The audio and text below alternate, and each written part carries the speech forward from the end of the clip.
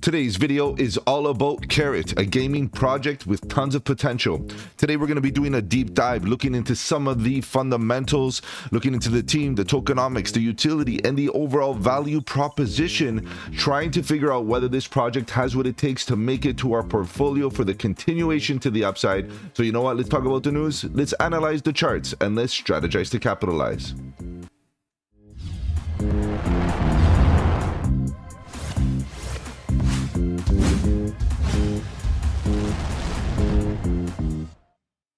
Welcome to the channel. My name is Mike, and let's get right into it, guys. If you're new to the channel, welcome.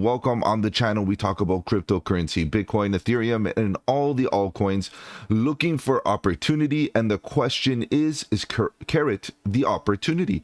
Guys, today we're doing a deep dive. We're looking into this project. We're going to be looking into a lot of the fundamentals, trying to figure out whether we should be fundamentally bullish. Guys, I know that a lot of us are looking for up and coming projects. We are expecting a continuation to the upside as we see the retail investor come in and want to scatter some buy orders across the market. We got to make sure that these projects have great fundamentals, and of course we're going to think critically. We're going to talk about the good, the bad, and the ugly, and obviously we're going to come in as from a retail perspective, ensuring that the team is giving us everything we need to get bullish. This is the thing here, guys. We need the website, the white paper, everything needs to be up to standard, up to par. All right, guys, so let's begin with this website. The website is, it's pretty interesting. There's I think it's oversimplified, no doubt. It definitely oversimplified, but the as a landing page, as a first look, it's not too bad. Like, obviously we get, we have a very typical gaming setup of an arcade. We have an about section, a trailer, docs, governance, and discussion. So if you want to know about the project, this is a great place to start. We can open this in a new tab. Trailer, you got a video trailer to kind of see what it's about. Obviously, today we'll be doing a bit of a demo. We'll get into the game and I'll show you what it looks like. I've been playing the game for the last 24 hours, 48 hours, on and off, trying to, get my bearings and understand, what makes the game actually really, really good. And so far, it is pretty good. I must admit, it was very engaging, very fun, very interesting, lots of good potential. So we'll get into that in a second. The docs, if you want to get into some of the documentation, white paper, and so on, we'll go through that in a second. Governance, so there is a governance aspect to this, whereas holders, Karrat holders, are definitely able to get into a decentralized autonomous organization type of structure where they can vote and propose and get all involved on how some of the decision making goes for the project itself. And then discussion, so they have their own little platform here where you can get involved, and like a forum. And one thing that kind of, got me a little disappointed is that they don't have an official Discord that is dedicated towards the Karrat project, right? So there's a bit of a disconnect here, and we'll talk about this, and I'll let you guys kind of like get your feel for it as we go along. But this is the Karrat project. This is the Web3 project. The blockchain implementation is right here. Okay, well, we have to understand that this goes far and beyond the actual blockchain implementation. In fact, it involves a studio. It involves a whole ecosystem of graphics and animation and so much more. But this is the representation of what Karrat is all about. Okay, so we're gonna kind of go through this right now. Let's jump right into some of the documentation. Actually, before we do that, I want to open up this about page right here and just kind of skim through it. It has this cool feel. I kind of like it, I'll be honest. There's a lot happening here. I'm not going to get into the details here because I think from a visual perspective, it's a lot easier to get into the white paper or the documentation, the Git book. So that's what we'll do. We'll talk about a lot of these, but this is a cool, interesting marketing play. I like the website. It's not bad. I think it could, afford a little bit more detail and maybe a little more clean. Like, I like this, but it could be a bit distracting if we're going to be calling this a serious project. Now, of course, if you want to get serious, this is where we start to get serious. Okay, this is where we can get the majority of the information. The website itself is lacking a lot of the details that we need to get bullish, but at least they have a document, a Git book that basically gives you a lot of what you need to get bullish here. Okay, so let's go through it a little bit. They talk about an era, for gaming, entertainment, AI, virtual reality, augmented reality. They just basically present the landscape of the opportunity that we have here in the crypto space in general, to be honest, because a lot of the projects involve AI, entertainment, and so on. And this is basically how Karrat is getting all involved within this wave of this new era, pretty much. Let's get right into Karrat. What is it? An introduction, empowering gaming and AI entertainment ecosystem. Karrat is the ticker, and it's powered by a truly decentralized community with a shared vision of embracing gaming, entertainment, AI, catering for a new era, as mentioned in the past, or in the previous page. Now, if we keep on going down, you can see that they have a lot happening here, and the studio plays a big part in what Karrat is. Okay, and the use case, obviously, the user, the studio, the community, developers. There's they do a good job as to explaining the overall cycle or the overall ecosystem that Karrat revolves itself. Like, basically, Karrat's stuck in the middle, which is great, and then you have this whole revolving door of flow. Basically, it's just flow right round and round, which is good. They are able to identify their flywheel here. Truly empowered community. Now, there was a bit of an issue with this community thing on the Discord in the last little bit. I'm not sure exactly, because of course I'm not part of the governance and I don't have that experience as to what's going on there, but apparently there's a bit of an issue that needs a bit of a fix. But again, feel free to look into that into more detail. But I'm just putting it out here that basically the decision-making process and driving innovation by empowering community to actively participate in game and product development, thus reshaping traditional close-off paradigm of the game development. So they're basically getting individuals involved in the game development. But they're trying to transition simple if you have a voice and you can get heard. Okay, simple in traditional Web 2 industries where decision making, so basically they're trying to decentralize the decision making in comparison to Web 2. Web 3 offers that value proposition.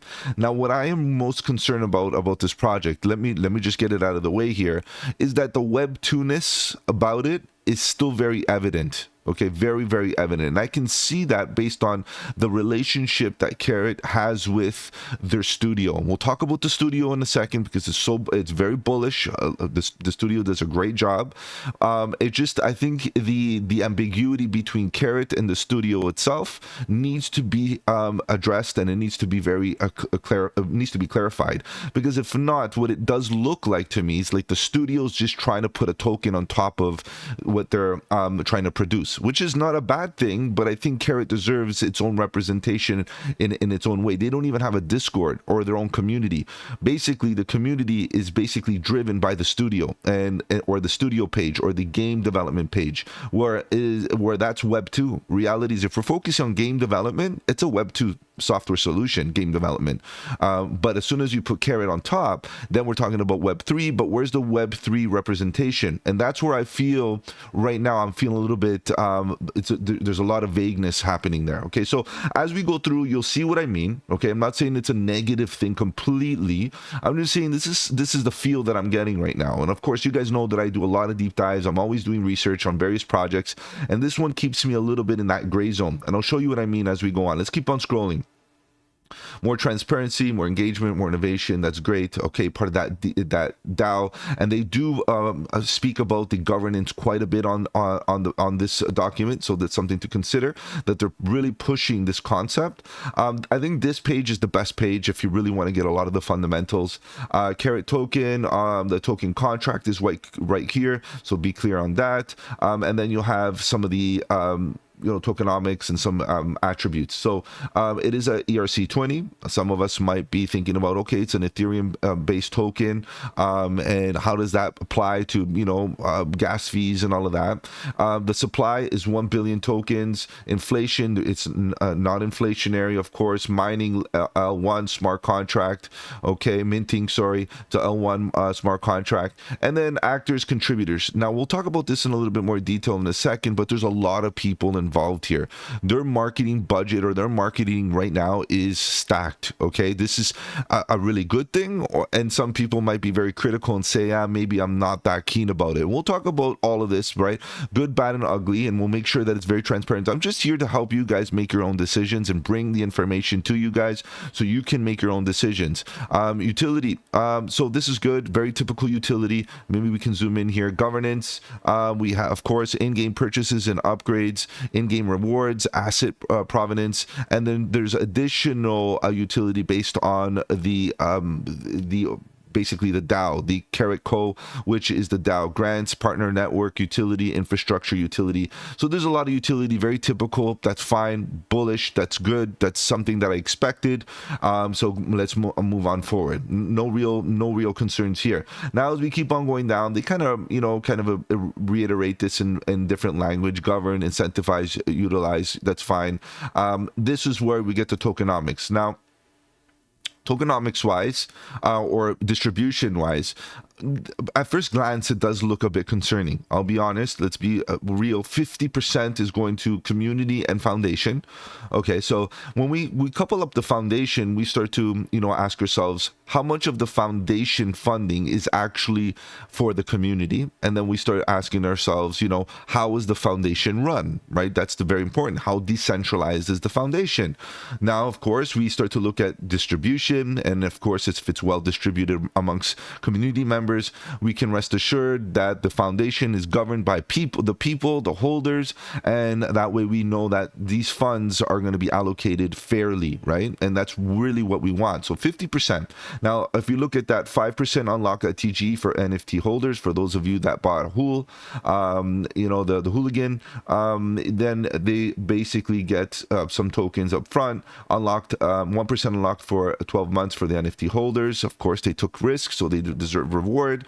We get that. 30% on-chain governance. It's that 30% that I'm talking about here, is that we have to make sure that it's very decentralized, in the sense that the holders, are the ones that are making the decisions here, and it's very important that DAO is running correctly. And apparently there's a bit of an issue, guys. I'm going to leave it up to you to do that research, because it's just fresh off the press, and I don't think it's a big deal just yet, so it's not make it out of proportion. But what we do have to do is make sure that we understand what's going on there.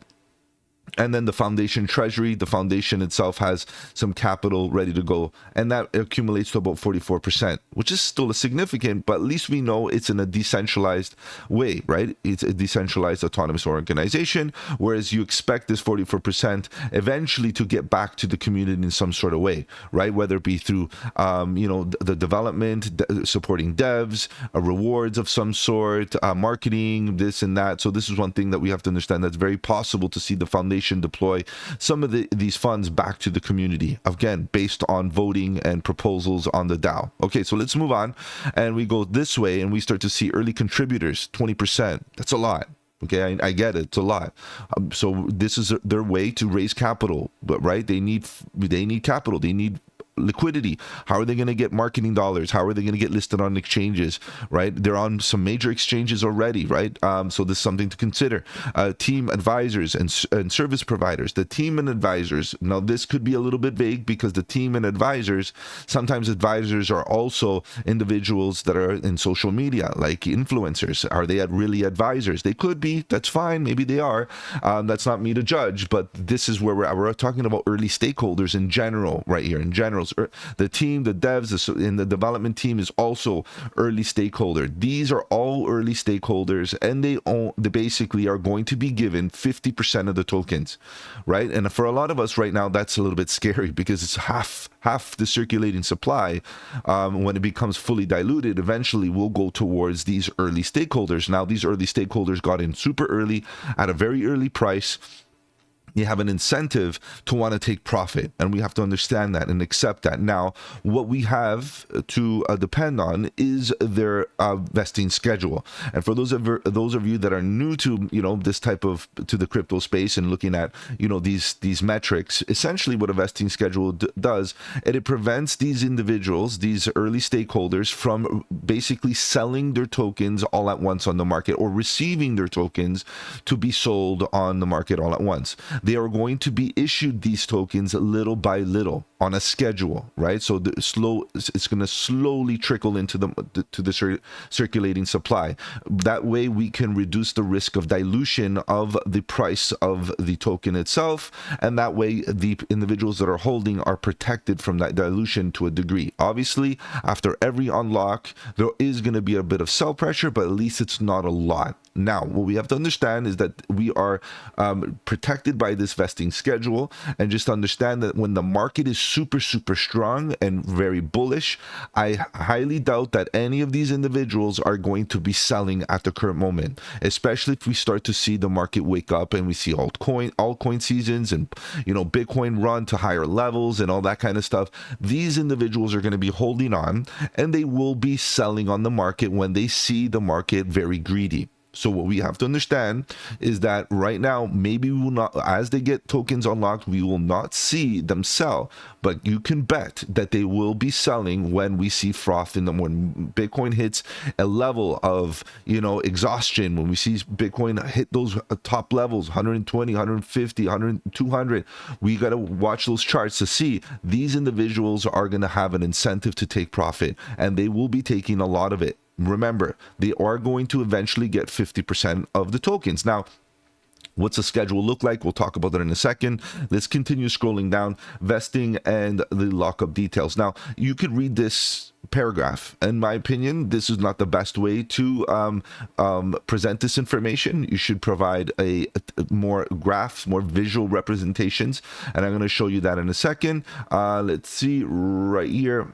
This is what we got. Let me just get rid of this. And as you can see, this is the same information just gathered in a very, you know, visual way. So again, all of this. Now this is locked. You can see locked early contributors and all of that, and airdrop and so on. So if you could see right here, we have unlocks coming in pretty much in October. And this is what I'm talking about, is eventually you will see that some of these individuals, development team, early contributors, more early contributors, and the airdrop will definitely get some tokens in October. And if we hover over the development team, for example, vesting period, okay, summary, 10% at TGE, 6 months cliff, then 1.84 monthly for the next 4 years. So what you have to do is understand, yes, they do have a certain amount of tokens, which 15% for the devs, but they are going to get those tokens over an extended period of time of 4 years. So it's not like you're running the risk of dilution instantly. Yes, TGE is 10%, which has already been passed. They've got, you know, some already unlocked, which you have to understand that they need to eat, they need to get paid. And I'm using the devs as an example. We can apply this theory across all these categories pretty much, because even the teams and advisors in April of next year is when they get their unlocks. They get already 10% at TGE, and then they get their schedule, how many they get per month, right? So the devs are going to get paid 1.8% of their tokens every month for the next 4 years. So okay, we're not risking a dump. There's not huge amount of supply entering the market, but we know that if this rally up lasts, let's say, 6 months to a year, we know that there's a certain amount of tokens that have already been issued, and those tokens most likely will not be sold until we get that frothy scenario. So think they're holding a lot of liquidity at the top of the bull run, which is very typical, because ultimately we know that altcoins retrace significantly because of scenarios like this, because ultimately we know they're risky, and ultimately every early investors get their tokens and they sell at the top of the market as best as they can, right? That's the reality. Now, if you look at the team and the advisors, next unlock is in 201 days, so we got time. We got lots of time. 10% at TGE, so that's already out there. They got a 1 year cliff, which is a good amount of time before they actually get 2.4% monthly for the next 3 years.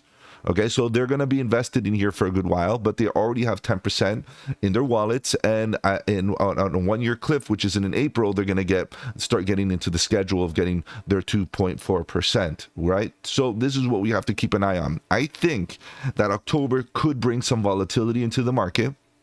for Karrat and give us the opportunity, perhaps, if the demand does not continue running the way it is, because you got to admit right now Karrat has been doing very well as far as demand goes, but as soon as some supply hits the market, we could get some volatility where we could buy the dip. Of course, we'll be definitely trying to stay one step ahead there to potentially scoop up some Karrats at the if this happens, and in the meantime, it's always a good idea to slowly DCA so you don't miss out on any opportunities. All right, let's move on. Let's go back to the white paper. Let's do what we were doing before I went off to that. So you can see that you have a vesting schedule. You have you know, a very clear protection from dilution, and we have a DAO that decentralizes a good portion of the tokens and obviously the decision making. Okay, good stuff, right? Like, we're okay. I know this looks scary at first glance, but once you start looking into the details, it's not bad at all. It's actually okay. What I like about it most, like if we zoom in here, what I like about it most is that the reality is this project needs liquidity, right? A lot of new fair launch projects do not have the liquidity even to get listed on small exchanges. So they have marketing dollars, they have the liquidity to get listed, they have everything they need from a capital perspective to get this thing off the ground. Of course, it's at a price, you know, we already talked about it, but that's the cost of business sometimes. And we see benefits on both sides. Fair launch, we see benefit, and we also see benefit from this aspect of the structure as well, as long as we have a clear vesting schedule. Let's move on. The governance, again, I'm not going to spend too much time here, but if you're interested in knowing more about their decentralized governments, there's a lot here. If you hold Karrat tokens, you get options, you get basically the ability to be a part of the voting and basically getting involved in the council, and that's great. And they also have a little mechanism here where if I can make sense of it here quickly for you guys, where you can basically delegate your tokens to another person, and I read it somewhere, I just can't find it at the current moment. It's a slight detail. I'm sure I can find it for you guys, but it's a cool one, right? Something that I don't really see very often. Let's see, Karrat profile easily emergency. Okay, so your council bound constitution. They got a lot happening here. Upgrade, emergency upgrades, governance, launch, provide. Okay, decentralized. So they give you a lot of information. This is good stuff. You know, if you want more detail, this is where it's at. Let's move on. Protocol. They talk about the protocol token play, Karrat,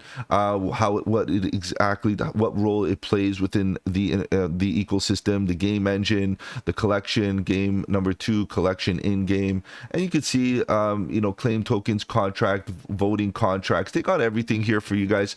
Treasury, we talked about this, the 30% that will be basically there for governance mechanisms, basically allocation to support the growth of the ecosystem. This is what's important here, guys. What I'm trying to say is that they have the liquidity and they have the DAO to make sure that the ecosystem is well supported. The last thing you want is have a project, or even to have a token with no ecosystem. What's the utility then if there's no ecosystem? What applications are being built? Okay, so that the constitution of Karrat, which is again the DAO. You can see there's a lot here regarding governance, and you can see there's a lot of details here, proposals, voting procedures, and all of this. And if you keep phases, different phases, secretary council, emergency actions, lots happening here, community values, and so on. Let's move on. Quick summary, and that concludes pretty much everything. What is Karrat again? It's a governance token ultimately for the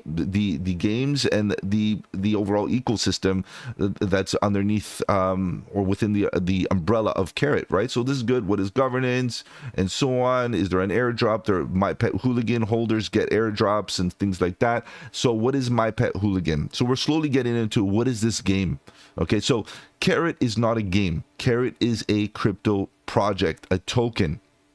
And this is where a little bit of that vagueness comes in, because as soon as you start talking about the game itself, we kind of deviate from Web3 a little bit. And this is all you're going to get pretty much from the Karrat representation. The rest of it is pretty much Web2 as soon as you leave the NFT category, and I'll show you what I mean. Honestly, it is a great game, a great thing going. I think from its packaging perspective, it could do a little bit better explaining to the market exactly what Karrat is in relation to the rest of the ecosystem. Let me show you some details here. These are the NFTs, right? You can see their cost right here, 0.3 of an ETH. If you're a holder, you get some rewards, you get some benefits of being part of the club. You can see these are well made, they're great, they're cool. Do NFTs still have their value? Remember, NFTs took a big hit as just JPEGs, but these are not just JPEGs. This is the thing. They give you access, they give you utility, they give you access to an environment which is the My Pet Hooligan ecosystem. So you're rewarded, heavily rewarded, for being a holder of one of these NFTs. NFTs, are they making a comeback? It's all based on utility in my perspective. You know, these things can run you up more than an ETH, 2 ETH. You can see we're 5 ETH, 6 ETH. So they get, look at this, they get really, really, really up there. Okay, so keep that in mind. This is what we're talking about, is an NFT project as well, because they offer NFTs, but the NFTs can be put to good use, right? And obviously have utility with that. With that being said, we can get into some other things. Okay, let's go back to the website here for a second. I did notice that they have a discussion area, and I'm back to what I was saying before. The discussion area is limited to, I'm going to show you the discussion area right now, is this right here. It's limited to this. This is the discussion area. Topics, different topics. You can get in here and make a post and all of that. I would have appreciated a Discord that is dedicated to Karrat. Now, if you want to get involved into the community, you have to get on the My Pet Hooligans Discord, which is directly related to the studio, not Karrat, which is kind of like, oh, if you're a crypto enthusiast, you're looking for a Karrat Discord, not a Discord that is associated to a Web2 platform. And reality is, the studio, a gaming studio without a token, is just a Web2 game. So I like the transition, I like the marriage, but I don't like the visual or the product market fit for a for the Web3 aspect of this. That's where I feel like it's a little bit ambiguous. They need their own identity. They can't really kind of, and is it a partnership, or is it that, you know, the studio just made this token and now is bringing this token on board? Like, that's another thing, and we'll get into a little bit of that in a second, because the team itself, although people are saying that the Karrat team is doxed, they are not really doxed. The reality is they're not. So we'll talk about that. We'll get into it. Let's see what else I got for you guys. We'll slowly get in there. So I'm slowly building a case and showing you what I found. Okay, let's talk about the team and some of that, and the partnerships and all that. So the team, the partnerships, these guys, this is a heavyweight. This is definitely a heavyweight. So what we got here is tons and tons of relationships, epic relationships. Prime Gaming, Epic Games, Nvidia, they got Polygon, Delphi Digital. We got a lot happening here. We got some venture capitalists, of course. We know that this is a high liquidity play right now. There's a lot of liquidity on board.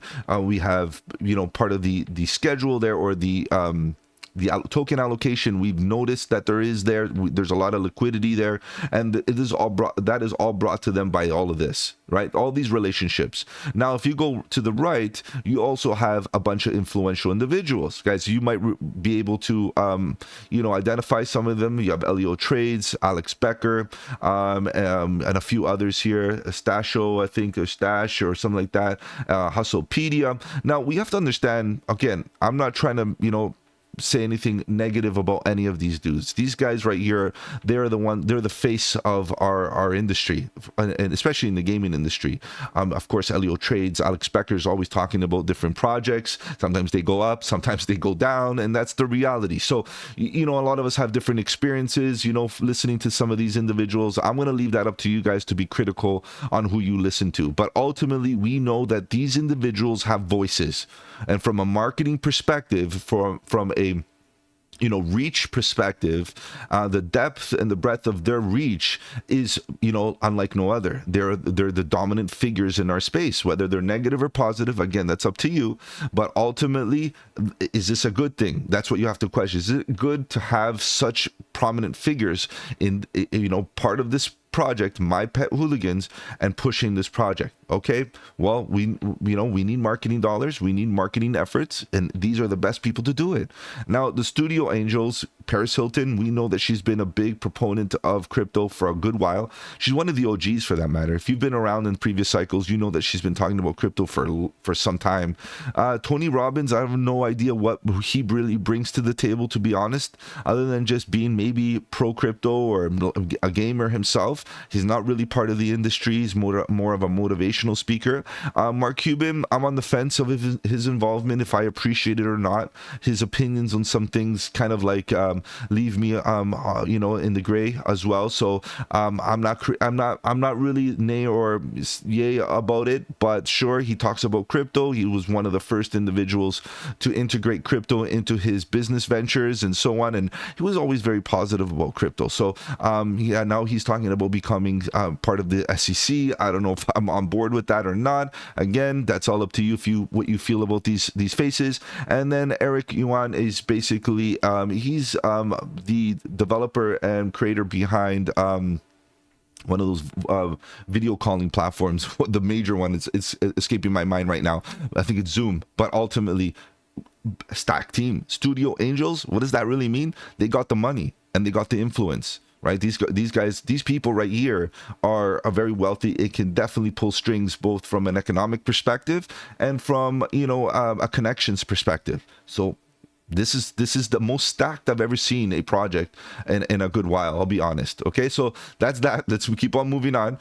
We talked about this, and with regards to the team and stuff, I'm going to go back to, I'm going to bounce back a little bit, because really the face of the project is poorly represented, not because the individuals themselves are no good. It's that we don't know who they are really, right? So we get into a little bit of it. This is the introduction of the DAO. Okay, so the transparency report, basically talking about the constitution of Karrat Co. Now the governance platform. Now these are the directors. Okay, now Matt Shaw. Okay, seems like a decent individual. Currently CEO of Webb's Linger Advisors, based in Cayman Islands. Okay, then we keep on going down and we see Campbell Law. Is that an individual? I don't know what that is, but sure. I don't know if that's maybe his experience, or is this another person? I have no idea. That it seems kind of weird. And basically, as laid out in the foundation government documents, the Karrat has significant authority regarding the directors, as may remove Karrat Foundation's directors. Okay, fine. What I want really, what you want to see is there's a management team behind it. The initial supervisor of the Karrat Foundation is the following individual, Leeward Management. Okay, these are management companies, right? So this is where things get a little bit weird, because is this the actual team, or is the who's running the foundation? So they're really trying to decentralize this so that there is no team, and I get it. But the reality is there has to be somebody calling shots or taking care of the tech and so on and so forth. And we'll talk about this. We see on-chain Karrat governance, Karrat token holders, the Security Council, initial Security Council members. These are other members. Chris Morris, entertainment, business, and legal affairs. Again, the DAO administrator in the Cayman Islands. David Barra is dedicated to fostering innovation and entrepreneurship. Florence, vibrant startup ecosystem. So what I'm seeing is a lot of like representations, just representation, a lot of it, right? So we're the actual individuals that are hustling the devs, and in a typical white paper, who are these individuals? These are just faces to basically institutions, basically faces to all these different legal identities, and that keeps me this is not a doxed scenario. Now I want to even further kind of get an idea here. So one of the major faces is Matt Shaw, and I went to look into what Matt Shaw is all about, just to get an idea. CEO, okay, of this group of advisors. And if you go down, like, really, this is not a crypto related individual to per se. He has a Blimp Homes, proto asset manager, okay, DeFi fund. So he's just an asset manager, which is fine. We need this, so that's great. But who's the technical team behind Karrat? That's what's kind of bothering me, is because this is just the legal representation at this current moment. We go on. this is where things get interesting. AMGI Studios. Now, the relationship that they have, if we can go back here, I'm sure we can see the AMGI Animation Studios. This is where these are the developers, behind the game itself, the My Pet Hooligan. The game itself, the graphics, the animation, the drivers behind the animation, they are AMGI Studios. So if we go back to that, we'll kind of poke around a little bit. These individuals, these are all docs individuals that are part of the studio. Now, are these individuals that are part of the studio also part of the Karrat team, or it's separate? Or are they a partnership? And if it's a partnership and they're separate, Karrat is not doxed. There is no real individuals that we can rely on to say, well, yes, they have, blockchain experience, Web3 experience, and they know what they're doing with regards to Web3. Now we can dig around and say, okay, maybe that partnership, maybe AMGI Studios is the one that is bringing that talent. So I started digging around a little bit more, and I know Reddit is not the best source, but I went to their official page of the animation studios, and there's a few names here with regard to, who's involved. And we have one name down here called Blesserman, crypto native dev, and that's it. There's no information, there's no LinkedIn account, there's nothing. Is this individual the one that is basically involved with the Karrat project? Now, if you look up, you have NFT, DGen, and content creative. Is this the person behind the NFTs, Tony Robinson, and so on? Is this the person? It looks like this relationship between the studio and Karrat, they're the same. It looks like it's one identity. And it would have been nice to know if that's the case, but I feel like what's happening here is that Karrat is trying to be a separate, decentralized identity with no attachment to anybody else and other than the DAO and the DAO members, which is great. But that means it's not doxed, and that means who do we rely on to make those critical decisions for the team from a talent, Web3 talent perspective, not Web2, because I'll be honest, this right here, this studio AMGI, its history is just Web 2. It's a gaming. It's basically an animation studio. It has nothing to do with Web 3 at this current moment unless you introduce the Karrat token. Okay, so this is interesting. Now, if we keep on going down, you can see gaming. This game is definitely a good. I think that the website is a little clunky, but all fine. If you're persistent, you get through it. My Pet Hooligan, you can see their partners again: Epic Games, Unreal Engine, and you can see a lot of these partnerships basically bleeding over to the Karrat project and the AMGI project or studio, and that relationship starts to get a little bit vague. Like, is AMGI the one that is running the Karrat token or not? Who's the talent behind it? I have a feeling it is. And again, there is a Discord that I was able to find. I don't know where I found that link again, so that I can get part of the AMGI or the My Pet Hooligans. This is where I got it. I believe this is the My Pet Hooligans website for the game itself. So now you have the game, so you have the graphic studio, the animation, and you have the game website, and then you have the Karrat token website. You got tons of websites, many layers of identity with a lack of clarity, and that's what bothers me. Karrat token is one thing, the rest of it is a separate thing. I find that to be unlike many other projects in the crypto space with regards to gaming. Let's keep on going down. You can see more of those partners, which is great. Good stuff there. And I was able to get onto their Discord. Go check that out. And this was that open sea page that I showed you with all their NFTs if you want to get involved. And obviously you can play and get involved with that. Good stuff. Okay, so again, just as a recap, the game is interesting. The idea is interesting. The team is not doxed. There is no roadmap. There is no typical Web3 representation that I'm used to. Again, I've done many deep dives, official videos on various projects, gamings, DeFi, whatever it is, I've done it. And this is not typical structure, and it's a lot of ambiguity. But with that being said, the game is good. Really, really good. Okay, guys, so I'm gonna show you some gameplay right now. Let's get right into that, and you can see that the game is pretty good. I did shut off the audio just so that no copyright issues, but the audio is really, really, really good. Meaning the soundtrack is so addictive. It's really engaging and all of that, and you can see the graphics are great. In fact, I had to reduce the graphics for my because as I was streaming, it wasn't doing very well, or recording, so I reduced it a little bit so I can have better performance. And you can see find game, pretty good stuff. You can go in the hangout. Let's do that and jump right in. Hopefully we can get this done quick. You can see the graphics are great. The animation studio did an awesome job, and of course with the Karrat tokens you can get involved in the ecosystem, purchase various assets. Bear with me here, guys, as it loads. Hopefully it loads correctly in the next few seconds. There we go. Let's see if we can get some of this going. But ultimately this is what I'm hoping for, is to see the Karrat token truly represent what this project is about from a Web3 space. Because look at this game, guys. Okay, the game is absolutely great.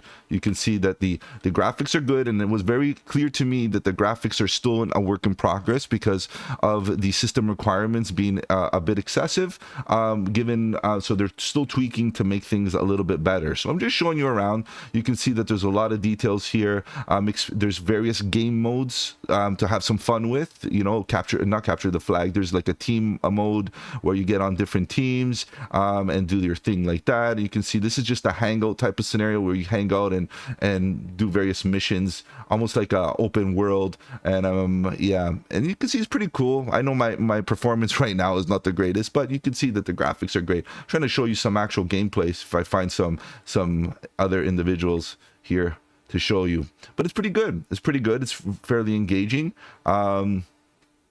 And again, if you want more information about it, if you want to even talk about the Karrat token, you got to get in the My Pet Hooligans Discord, right? So you're specifically talking about the game, not the token itself, right? So that's that relationship is something that I really would like to see ironed out, and so on.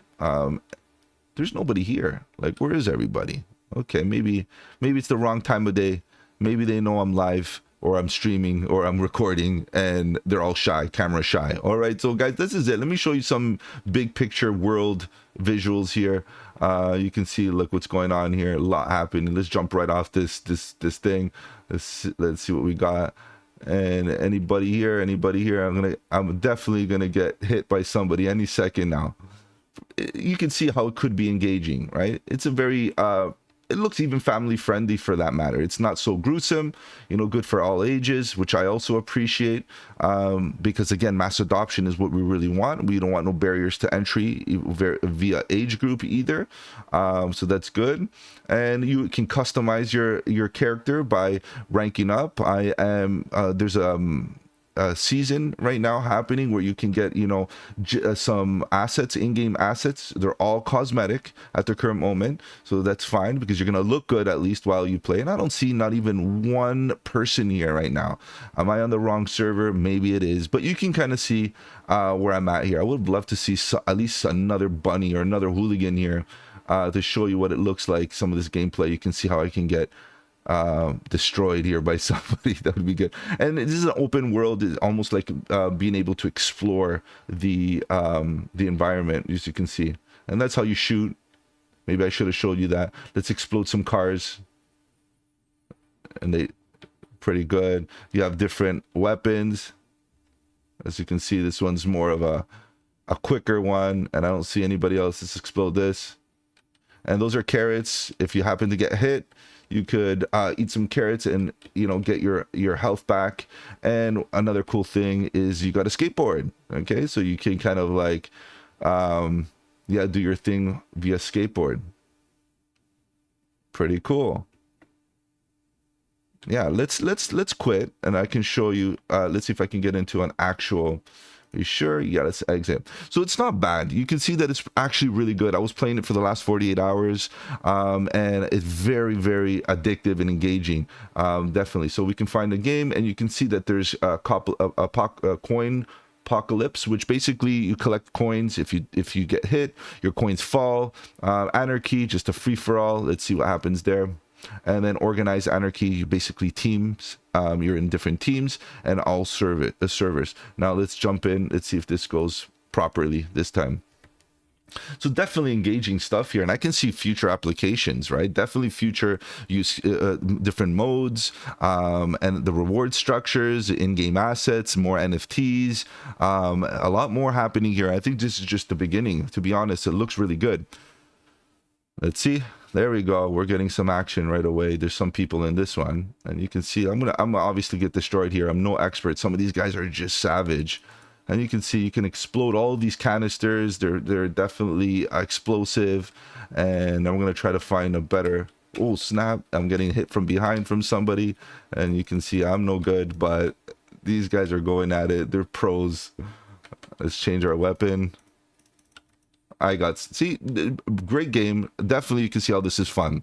All right, enough damage for me. Let's go back to our typical let's go back to the actual project. Let's exit. Now we could go back to this right here, and again, you can see how great it is. You go through the My Pet Hooligan webpage. You got videos. You got lots of different things that you can explore. Good stuff. All right. So I know you're here to talk about charts as well, but I also give you guys this infographic, just wrapping up my summary of what the Karrat project is all about. Let's zoom in here just a little bit and show you what I got. The ecosystem, and I'm going to give it 8 out of 10 for ecosystem. I know it's only one game at this current moment and one implementation, but it's a big one. The game is good, and all we need is one good game. And it is like a gaming ecosystem, but what makes me a little bit uncertain is how are they going to develop this ecosystem further? Like, what other applications does the token going to have going forward? Now, are they just going to keep on developing this single game, therefore the ecosystem kind of like stops growing, but then again the ecosystem within the game itself keeps on growing, giving this a better rating? All you need is one. The reality is, if you think about it, look at FIFA, for example. Massive ecosystem, but it's only one. It's FIFA, you know, and that's all it is. That's all you need. So maybe that's the case, and what I see right now is really good. I give it an 8 out of 10 because of what it has. Is just the depth and the strength behind it is definitely there. Utility, governance, in-game purchases, in-game rewards. We got other aspects or other categories based on the governance, grants, partner network, and infrastructure.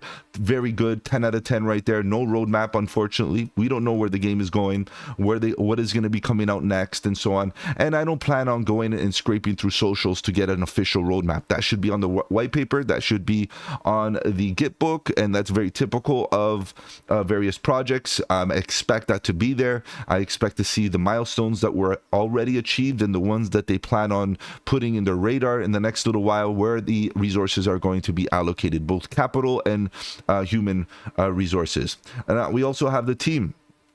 Okay, so the team is semi-doxed, very little info. I'll be honest, and I was even on the fence about giving it 5 out of 10 here.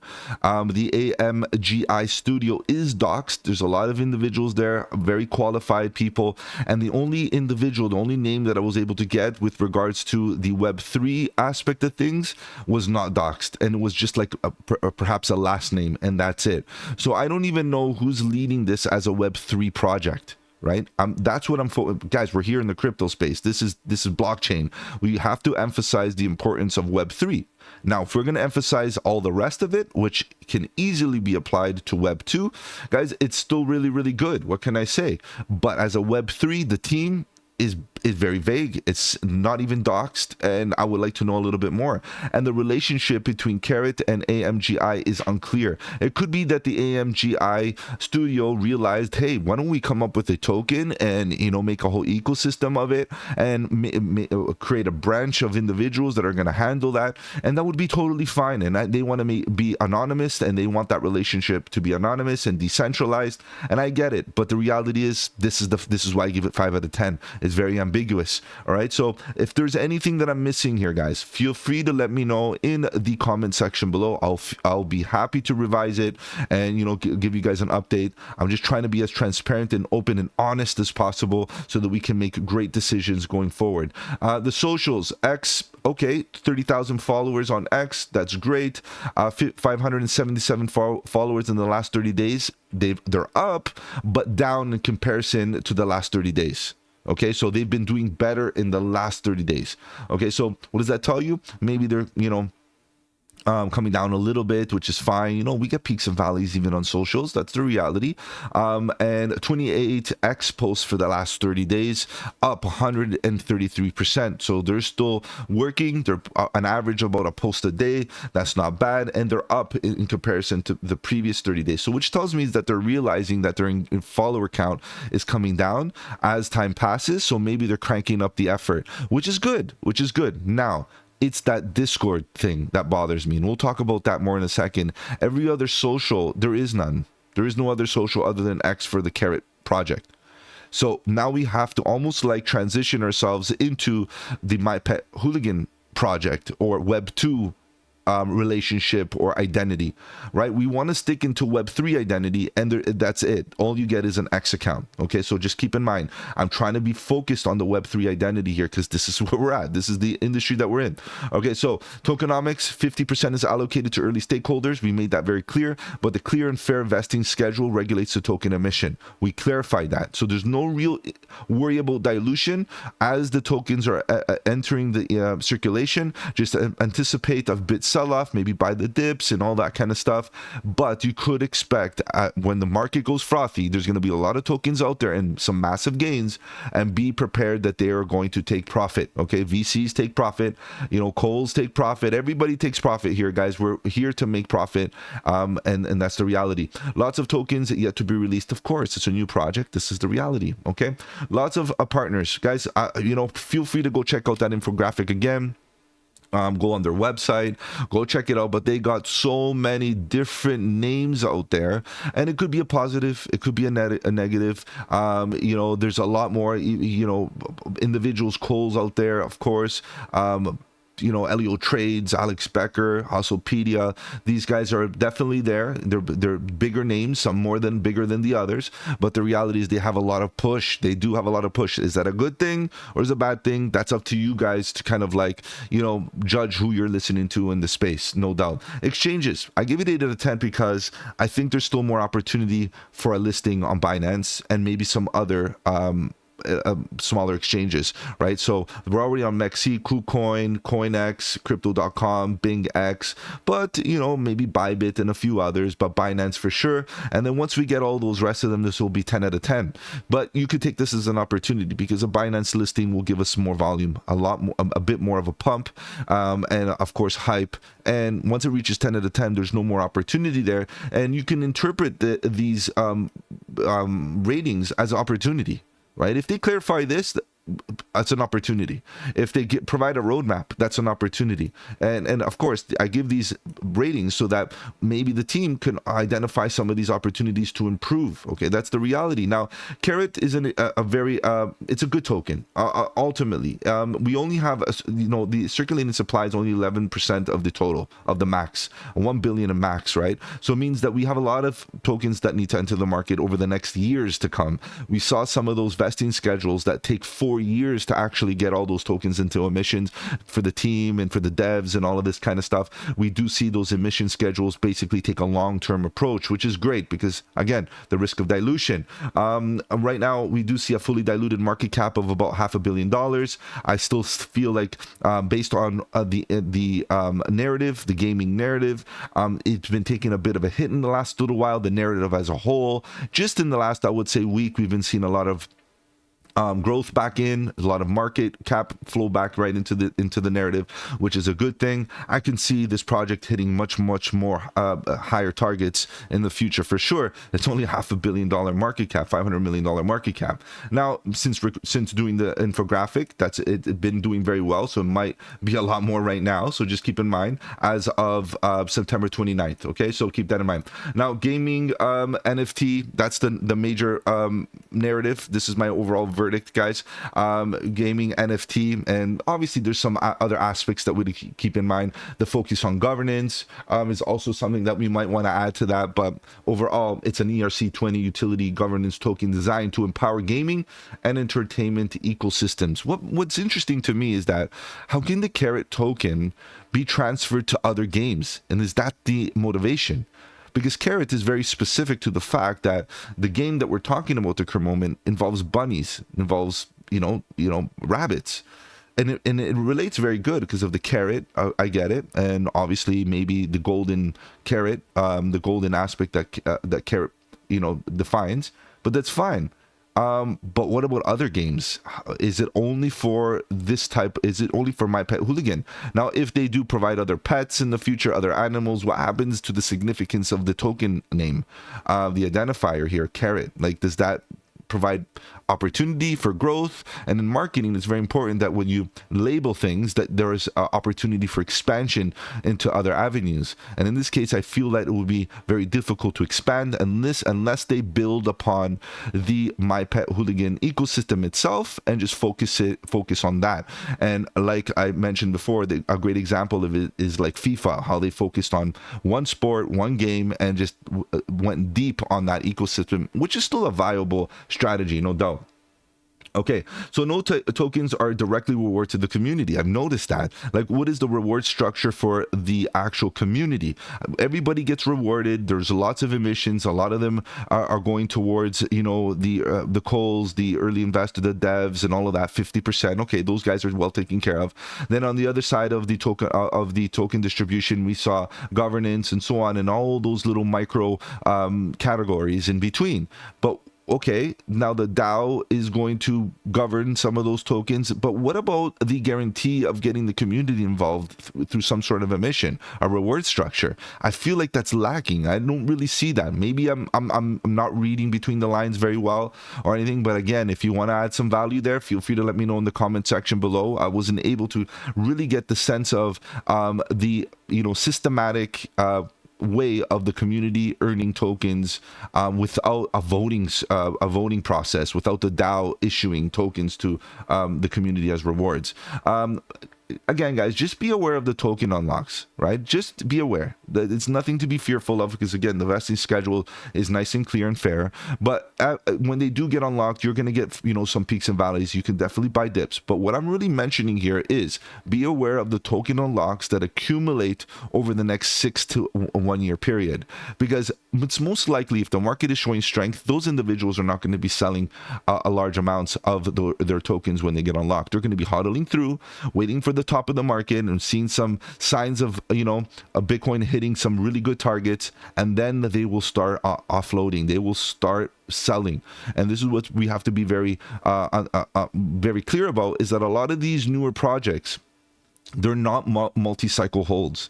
I'm not saying that they won't survive a bear market. What I'm saying is they will take profit and reaccumulate at the bottom in the bear market, in the next bear market.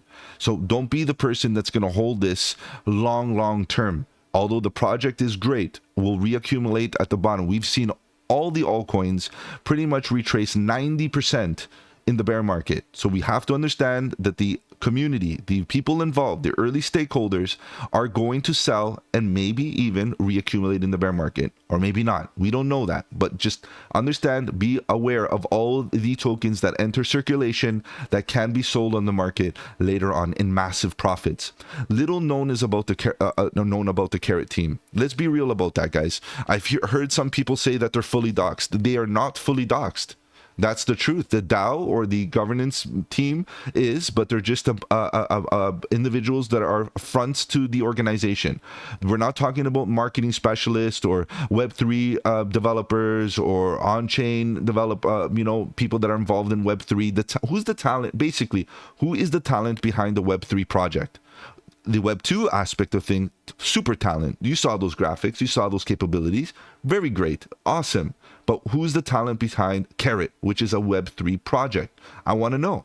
And that will definitely get me bullish. That will get me more interested that we're in good hands. We want to see who wrote the contract, who's behind the contract maintenance and deployment, and NFT contract and deployment, and who's the face behind the Web3 project. That's what I would like to know. And unless that is doxed and everything around the Karrat, unfortunately, it's not a doxed team. It's behind the governance. That's all it is. It's a decentralized autonomous organization, which is totally fine, but you're not doxed then.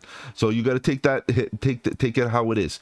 No Karrat Discord, unfortunately, or Telegram listed in the website. If there is, guys, once again, feel free to share that with me. But the ideal place to have that listed is on the website, and there isn't any social, and I think that's not a good thing. to be honest. Even if it links up to the My Pet Hooligan one, that's totally fine. That would make things a bit ambiguous as well, but at least it's an improvement, because if you want to talk about the Karrat project, you can at least go into a community and do that instead of going on that forum, which I don't want to go on a forum, guys, and sign up to a forum and get involved in that. I want to go on a Discord or a Telegram. Discord is my preference, of course, but that doesn't matter. At least if they have the Telegram, that would be great as a crypto project, right? Not as a Web2. My Pet Hooligan Discord is actively discussing Karrat, which brings, again, that level of ambiguity. Do we like that? Maybe, maybe not.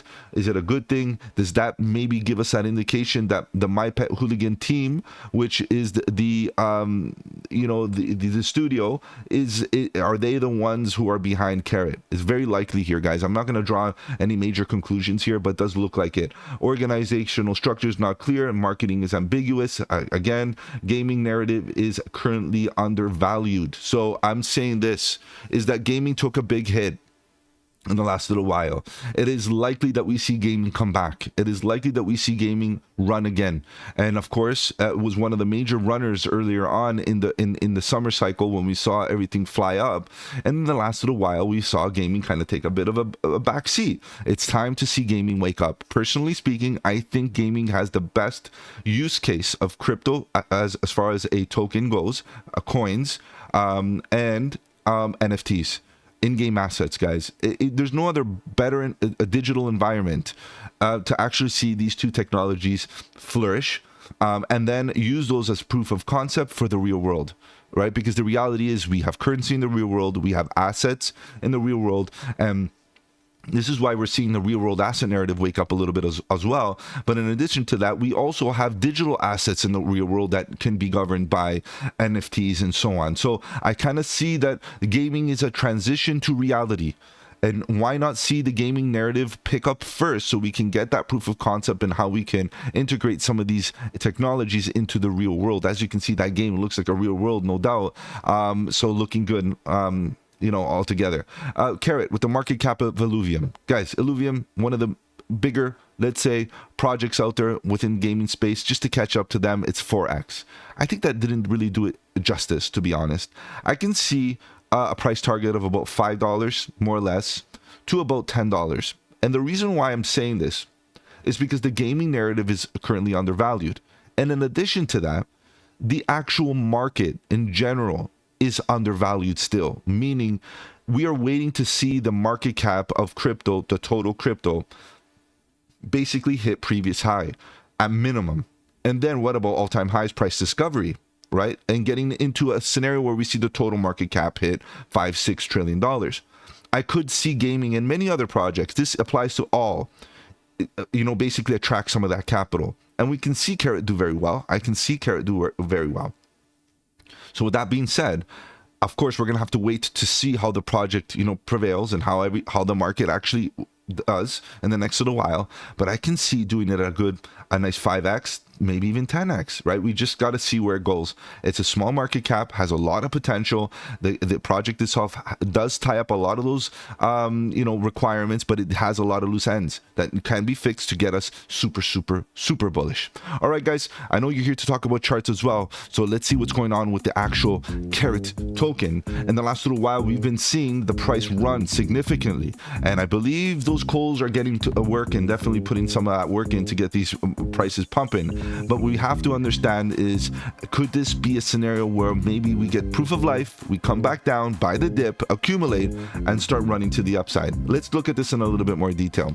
We run the risk, guys. We run risk not getting exposed, right? Exposure is important because you have to identify when the appropriate time to take risk is. Is this the time to take risk? I'm not talking about Karrat specifically, I'm talking about market-wide risk. Right, we are potentially moving into another impulsive move to the upside. We've seen a lot of strength in the market in the last little bit, and Karrat definitely got some attention in the last 48 hours, and this is why we saw the price run up. Now, is this the time to get in? This is a great scenario, guys. It is a great scenario, but I do not buy tops because I am not going to be exit liquidity. The problem is that in order for there to be exit liquidity or require exit liquidity, there has to be people taking profit or exiting. If the market is bullish right now and everybody thinks that the bull run is on and we're going to continue for another move and Bitcoin's going to hit 130, 150, $200,000, are people exiting or are they entering? So don't expect the pullbacks to be deep. This is what I'm trying to say. Expect the pullbacks to be deeper when Bitcoin hits major targets and starts showing weakness. But does that mean that we do not anticipate dips? You couldn't expect retracements and corrections. 0.38 Fibonacci retracements are great. Especially in raging bull runs, don't expect those deep retracements. We can get back to the 0.38. We can get back to the golden pocket, which the golden pocket retracement would be pretty good because we have these highs. You can see these highs, these bottoms, these bottoms. This would be a great level. We have a bit of a volume gap right into here that could act a bit of, a bit of volatility or emotion. But the reality, it has been moving with volume, with strength. And again, those calls have been doing some work. Those influencers have been working. So is this a good time to get in? Let's get on lower time frames here for a second, and then I'll show you some of my oscillators. We're making higher highs in the price action, which is good. That's fine. We're happy about that. We like higher highs, which is great.